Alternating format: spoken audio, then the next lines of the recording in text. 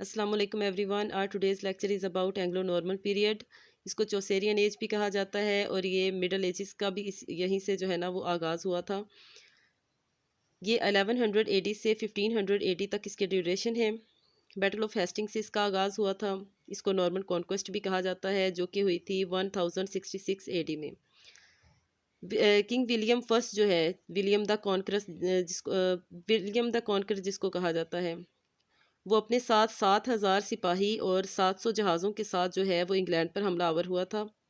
King William اور اس وقت Anglo Saxon کا جو بادشاہ تھا وہ ہیرولڈ گوڈونسن تھا، جو کہ کنگ ولیم کی فوج کے ہاتھوں جو ہے اس کی ڈیتھ ہو گئی تھی، وہ مارا گیا تھا.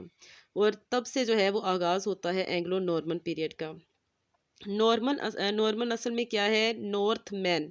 یہ نارتھ مین مطلب یہ نارتھ فرانس سے جو ہے یہ لوگ آئے تھے، اور فرانس بھی ان کا جو ہے وہ نیٹیو کنٹری نہیں تھا، بلکہ وہاں پر بھی یہ لوگ حملہ آور ہوا تھے. ان کے جو ہے کہ انگلینڈ سے پہلے بھی بہت سے علاقوں پر جو ہے اس طرح کے اٹیکس یہ کر چکے تھے. ایسے ہی انہوں نے فرانس پر بھی اٹیک کیا تھا، اور یہ ایسے ہی بہت بہادر اور جری قسم کے لوگ تھے. اور انہوں نے جب فرانس پر جو ہے حملہ آور ہوئے تو وہاں کے لوگوں نے ان کے آگے جو ہے وہ بالکل ہتھیار ڈال دیے، اور ان کے ساتھ بالکل بھی جو ہے وہ جنگ وغیرہ نہیں کی، اور یہ بڑی آسانی سے جو ہے وہ فرانس پر قابض رہے کافی عرصے تک.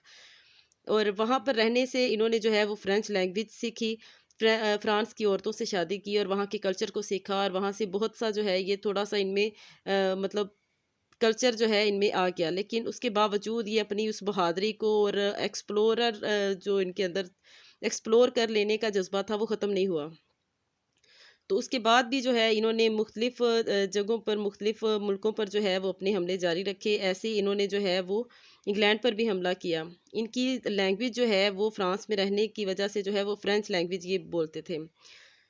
اب انہوں نے یہاں پر جو ہے وہ کنگ ولیم کا جب اقتدار ہو گیا، کنگ ولیم بادشاہ بن گیا، تو انہوں نے کیا کیا کہ اولڈ انگلش کو بالکل ہی جو ہے وہ پس منظر میں جو ہے وہ اولڈ انگلش چلی گئی.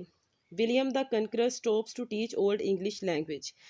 کنگ ولیم نے جو ہے وہ اولڈ انگلش لینگویج کو پڑھانے سے بالکل جو ہے وہ منع کر دیا. اینگلو سیکسن کا جو رائٹرز ہیں وہ بھی ڈس اپیئرڈ ہو گئے، اور انگلش لائف سٹائل جو ہے وہ بھی اوور شیڈو ہو گیا. English lifestyle was overshadowed. Norman brought writers, artist, soldiers, scholars, اور سب سے بڑھ کر یہ لوگ جو ہے اپنے ساتھ شیولری رومانس لے کر آئے. مطلب ان کے اندر جو ہے وہ اپنی پوئمز کے اندر اس سے پہلے کی شاعری یا اس سے پہلے کا جو لٹریچر ہمیں ملتا ہے اس میں رومانس جو ہے وہ نہیں ملتا، لیکن یہ اپنے ساتھ اس قسم کا جو ہے وہ رائٹنگ سٹائل اور ان کا جو ہے وہ تھیمز ایسی تھی ان کے لکھنے کی کہ جس کے اندر ہمیں شیولری رومانس ملتا ہے. مطلب ایسا رومانس نہیں ہے جو کہ مطلب گرلز اور بوائے کے اندر کے درمیان ہے، بلکہ ایسا رومانس جو کہ فوج کا اپنے جو ہے وہ ملک کے لیے ہوتا ہے. تو یہ رومانس جو ہے یہ ہمیں ان کی پوئٹری سے اور یہاں سے جو ہے وہ اینگلو نارمن پیریڈ سے سٹارٹ ہوا تھا. اس کے علاوہ جو ہے English poetry, old English poetry جو ہے وہ بالکل ڈس اپیئر ہو گئی تھی.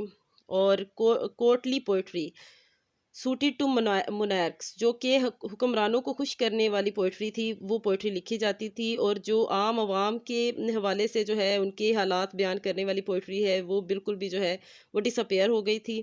اور نو پرسنل چوائس، کوئی پرسنل چوائس نہیں تھی. That's why anonymity was common.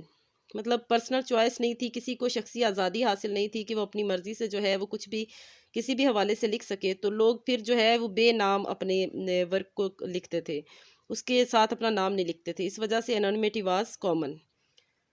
اس طرح سے 3 سیکٹرز جو ہے وہ لینگویج کے اعتبار سے جو ہے وہ بن چکے تھے. 3 سیکٹرز اس طرح سے کہ جو حکمران طبقہ تھا اس کی لینگویج فرینچ تھی، جو چرچ تھا اس کی لینگویج لیٹن تھی، اور عام عوام جو کامن پیپل تھے وہ اولڈ انگلش جو ہے وہ بولتے تھے. اس طرح سے یہ تینوں زبانوں کا جو ہے یہ ایک بلینڈ بن گیا تھا، اور جو کہ آگے چل کر جو ہے وہ یہ زبان اس طرح سے بالکل تیار ہو گئی تھی کہ چوسر کے ہاتھوں میں جو ہے وہ جانے کے لیے. اور چوسر نے پھر اس زبان کو جو ہے وہ بہت اچھے طریقے سے جو ہے اپنی پوئٹری کے اندر یوز کیا، اور اس طرح سے کافی نام کمایا. اور یہ چوسر جو ہے یہ سب سے زیادہ اس ایرا کا جو ہے وہ مین اور امپورٹنٹ جو ہے وہ پوئٹ ہے. 14 سینچری تک جو ہے اولڈ انگلش کو پڑھا جاتا رہا، اور پھر اسے جو ہے وہ ہولی پلیسز پر محفوظ کر دیا گیا، مقدس مقامات پر. جب ریفارمیشن ہوا تو پھر ان کا کام جو ہے وہ اسکالرس کے ہاتھوں میں لگا.